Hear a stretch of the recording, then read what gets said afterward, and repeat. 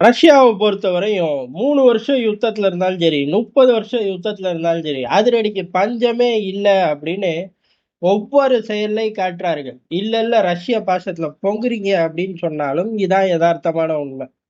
காரணம் ஒரு பக்கம் கத்தாரோட எம்பசிய தாக்குறார்கள். இன்னொரு பக்கம் அமைதிப்படை உள்ளுக்குள்ள வந்தே தீரும். எங்க? உக்ரைனுக்குள்ள வந்தே தீருமாமா.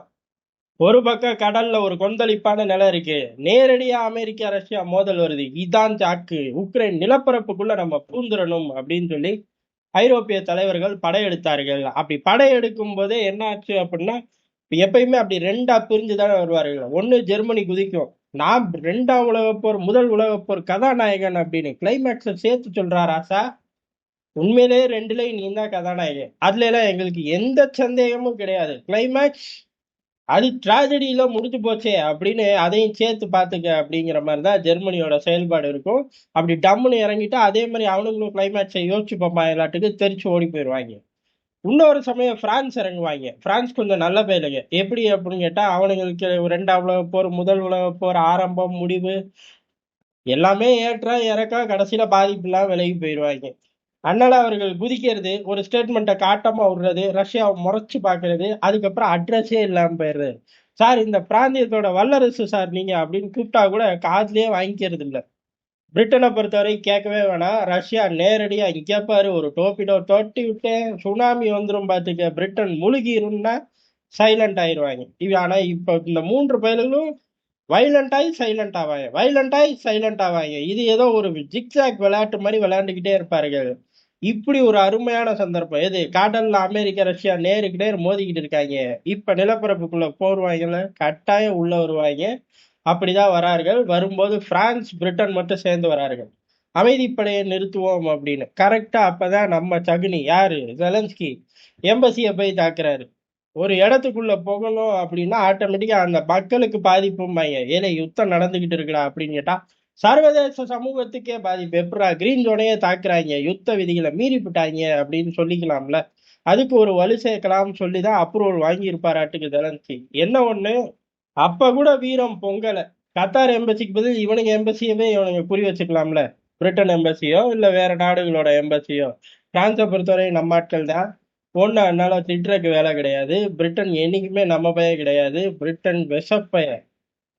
ஆனா இழிச்சவன் கத்தார் மாதிரி குறி வச்சுட்டாங்களான்னு கேட்டா இல்ல இல்ல. அல் ஜசீரா வச்சு ரொம்ப வாய் பேசுறான். வெஸ்டர்ன் ஏஜென்சிகளே சில நேரங்கள்ல ஓரம் கட்டிடுறான். எங்க ஊரு சகுனி பிபிசியவே தூக்கி சாப்பிட்டுறேன் அப்படின்னு 1000 கோவத்தை மனசுக்குள்ள வச்சு கத்தார் எம்பசியில பாஞ்சிட்டான் எல்லாத்துக்கும்.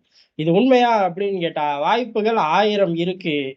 அதை மேட்ச் பண்ணி இங்க நான் சொல்லிவிட்டேன். இல்ல இல்ல பிரிண்ட் அவுட் எடுத்து என் கையில கொடு அப்படின்னா முடியாது ராசா. சரி இருக்கட்டும். இப்படி ஆட்களை இறக்குவேன் அப்படின்னு உட்கார்ந்து பெரிய அளவு சீனை போட்டு கையெழுத்த போட்டு அந்த பேப்பர்ல என்ன இருக்குன்னு அவனுக்கு தெரிஞ்சா வச்சு சந்தோஷம். காரணம் என்ன அப்படின்னா இந்த மாதிரி 1000 தாட்டி பிரிட்டனும் பிரான்ஸும் பிரிட்டன்ல உட்கார்ந்தோ இல்ல பிரான்ஸ்ல உட்கார்ந்தோ படைகளை இறக்க போறோம், உக்ரைனை காப்பாத்த போறோம் அப்படின்னு சொல்லி கையெழுத்த போட்டுருவாங்க. சார் படைகளை இறக்குறீங்களா, ரஷ்யாவோட நேரடி மோதல் வந்துருமே அப்படின்னு கேட்டா யுத்தம் முடிஞ்சதுக்கு அப்புறம் அப்படின்னு ஒரு ஃபுல் ஸ்டாப் வச்சிருவாங்க. இது பிரிட்டன்ல நடக்குது அப்படின்னா மேக்ரான் அப்ப அமைதியா இருப்பார். பிரான்சுக்குள்ள நுழைஞ்சோடனே இப்ப கூட நாங்க படைகள் அனுப்ப தயார் தான், அதை பத்தி நாங்க சிந்திக்கிறோம் அப்படின்றவாரு. 10 நாள் கழிச்சு பிரிட்டனும் பேச மாட்டான், நம்ம பிரான்ஸும் பேச மாட்டான். இப்ப இவர்கள் தான் உட்கார்ந்து பிரான்ஸ்ல உட்கார்ந்து பெரிய அளவு டீல் போட்டு அமைதிப்படையை இறக்குறேன் அப்படின்னு சொல்ல, இங்கிட்டு எம்பசியை தாக்க, அங்க கடல்ல வம்பிழுக்க, இதுக்கு நடுவுல தான் ஓர்ஸ்னிக்க வச்சு ரஷ்யா பெரிய அளவு செதற விட்டுச்சு. இப்ப அடுத்த கட்டத்திலையும் 200 ஆளில்லா விமானத்தை வச்சு உக்ரைன் முழுவதும் தகர்த்தெறிஞ்சிச்சு. அதுலதான் எம்பசியை இவனுங்க குறி வச்சுக்கிட்டாங்க. அதுக்கு நடுவுலயே ஓர்ஸ்னிக்கை பயன்படுத்தி இருக்கார்கள். அபிஷியலாவே ரஷ்யா அறிவிக்குது. எப்படி அறிவிக்குது அப்படின்னா, ஓர்ஸ்னிக்கை பயன்படுத்தி இந்த இடத்தை தாக்கணும். அது ஐரோப்பாவுக்கு ஒரு ட்ரெய்லர் தான். காரணம், ஆட்களை கொண்டு வந்து நிறுத்துறேன், போருக்குள்ள நிறுத்துறேன், போர் முடிஞ்சப்பாடு நிறுத்துறேன், உக்ரைனுக்குள்ள வெளிப்படைகளோட நடமாட்டம் இருந்தா அவனுங்க மேலேயும் ஓர்ஸ்னிக் பாயும், அனுப்புன நாடுகள் மேலேயும் ஓர்ஸ்னிக் பாயும் அப்படின்னு பாதுகாப்பு கவுன்சிலோட தலைவர் மெட்டடேவ் அறிவிக்கிறார். முடிஞ்சு போச்சு ஜோலி. காரணம் என்ன அப்படின்னா, பிரான்ஸ் பிரிட்டன் மட்டும் முடிவு செஞ்சு நேட்டோவை களத்துல இறக்க முடியாது.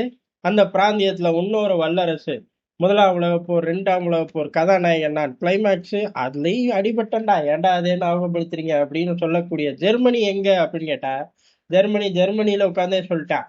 இந்த படைகள் அனுப்புறதுலாம் எங்களுக்கு உடன்பாடு இல்ல. படைகளை போருக்கும் அனுப்ப போறதில்ல, யுத்தம் முடிஞ்சு அனுப்ப போறதில்ல.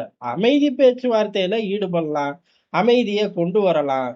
அகிம்சையே இறுதி வரை வெல்லும். அப்படியா மெர்சு சொன்னாருன்னு கேட்கக்கூடாது. அவர் அப்படிலாம் சொல்லல. நானே அந்த மாரி சொல்ட்டேன். அப்படி ஒரு ஆத்துன்னு ஆத்திட்டு கிளம்பி போயிட்டார். அப்ப அமைதிப்படை வருமா அப்படின்னு கேட்டா, ஓர்ச்னிக் வந்தப்ப அமைதிப்படை என்ன? ஜெலன்ஸ்கிக்கு பாதுகாப்புக்கு கருப்பு பூனை படையில ஒரு 4 கமாண்டோவ கூட போட மாட்டாங்க ஐரோப்பால இருந்து. அந்த அளவுக்கு விஷயத்தோட தன்மைய புரிஞ்சு தெறிச்சு ஓடிட்டாய்ங்க. அதுல ஜெர்மனி நானே ஃபர்ஸ்ட் இருக்கனே, நான் வரதாக இருந்துச்சுல நான் வரல. வரலங்கிறத தாண்டி ஓடுறேன் பாரு அப்படிங்கிற மாரி மெர்சலாயி ஓடிட்டாரு. பிரான்சுக்கும் பிரிட்டனுக்கும் இது தெரிஞ்ச விஷயம் தான். இப்போதைக்கு போய் படத்தை காட்டுவோம், மைலேஜ் எடுப்போம், அடுத்து 10 நாள் லீவ் விடுவோம். இதுக்கு நடுவுல அமெரிக்கா, ரஷ்யா பேசி தீர்த்துக்கிட்டா ஓகே. இல்ல சண்டை போட்டு தீர்த்துக்கிறேன்னு இறங்குனாலும் ஓகே. நம்ம பக்கம் திரும்புறதுக்கு கொஞ்சம் நாள் ஆகும் அப்படின்னு பிரிட்டனும் நிம்மதியா இருக்கு, பிரான்சும் நிம்மதியா இருக்கு. யுத்த களங்கள்ல எது வேணாலும் நடக்கலாம்.